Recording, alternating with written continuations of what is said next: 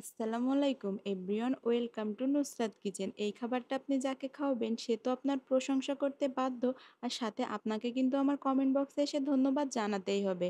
একটা প্যানে প্রথমেই দিয়ে দিচ্ছি হাফ কাপের মতো সরিষার তেল। তেলটা গরম হয়ে আসলে এক মুঠের মতো পেঁয়াজ দিয়ে পেঁয়াজটাকে ব্রেস্তার মতো করে হালকা করে ভেজে নেব।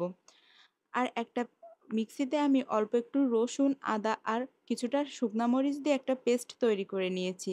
এই পেস্টটা ৩-৪ চামচ দিয়ে আদা রসুনের কাঁচা গন্ধটা চলে যাওয়া পর্যন্ত ভেজে নেব। আর আজকের ভিডিও আমার পেজ থেকে দেখলে পেজটা যদি না ফলো করে থাকেন অবশ্যই একটা ফলো করে আমার পাশে থাকার অনুরোধ রইল। এখন দিয়ে দিচ্ছি স্বাদ মতো লবণ, হাফ চামচ ধনিয়া ও জিরার গুঁড়া। তারপরে এখানে দিয়ে দিচ্ছি অল্প একটু আমি হলুদের গুঁড়া।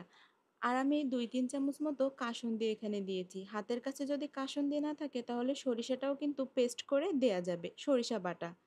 তারপরে মশলাটাকে সুন্দর করে কষিয়ে রান্না করে নেব। এই খাবারটা আপনি যাকে খাওয়াবেন আমি গ্যারান্টি দিয়ে বলতে পারি আমার রেসিপি ফলো করে তৈরি করলে সে আপনার প্রশংসা করতে বাধ্য।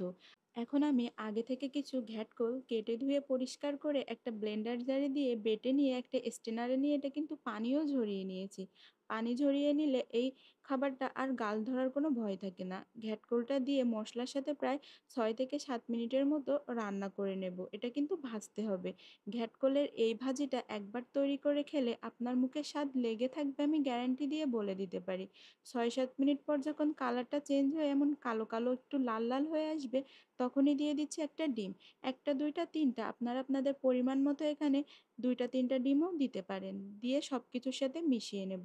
এটা খেতে ঘ্যাটকলের মতো না, কিছুটা গরুর মগজ ভুনার মতো লাগে। রেসিপি বাসায় অবশ্যই ট্রাই করবেন কিন্তু। আর নামানোর আগে অল্প একটু চিনি দিয়ে দিচ্ছি।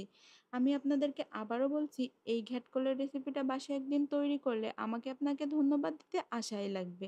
এখন কিন্তু তৈরি হয়ে গিয়েছে। কতটা বেশি লোভনীয় হয়েছে তা তো দেখতেই পারছেন।